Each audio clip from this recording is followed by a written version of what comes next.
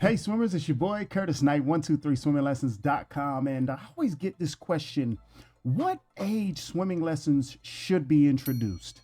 Well, let's go ahead and get into it. Let's go. I will tell you straight off the bat, the earlier the better. Now, as a swim instructor, I started my children at about 3 to 4 months old. The ideal age that I do have on my website is 6 to 8 months is what I normally would tell any other person. The reason I do say the ideal age would be 6 to 8 months is due to the chemicals in the pool. What would they be learning at 6 to 8 months? Of course, your child's not going to swim laps. Now, I never say never, of course. I have not personally seen anybody 6 to 8 months swimming laps, but they do pick up quite a bit at that age. One of the main things, even if you don't have a pool, you can actually practice in the bathtub or the shower. With babies in the shower, getting the surprise splash in their face tends to help a lot with being able to catch their breath. Inside the bathtub, of course, blowing bubbles, even giving them a little splash, surprising them. You can practice your kickers in the bathtub, bubbles, and of course I would try the little splash. Now, what will that help with in a general sense? That will help with fear. If you can start them as early as possible, it'll definitely help with fear as they go along. It'll help with strength, total body strength.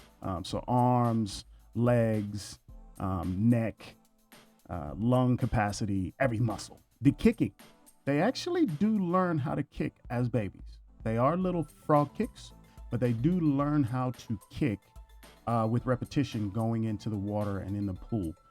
You will find that they pick that up very, very quickly. And then back floating. Practicing back floating because water going into the ears is actually not a good sound. Even when I'm on my back, I don't like the water going on my ears. Now, that is actually probably going to be the hardest thing, is getting a baby or a child to back float straight away. Some are very calm and have no problem doing it, but most they do tend to fight back with the back floats. So the back floats are probably last when trying that.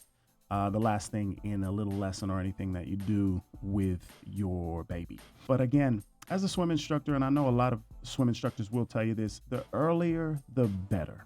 I know parents, sometimes you don't want to get in the pool, and I know how it is. But you do have to get them over the hump of being in with somebody inside the water and gaining that trust. So once you've done that, it only takes a couple of lessons for the most part.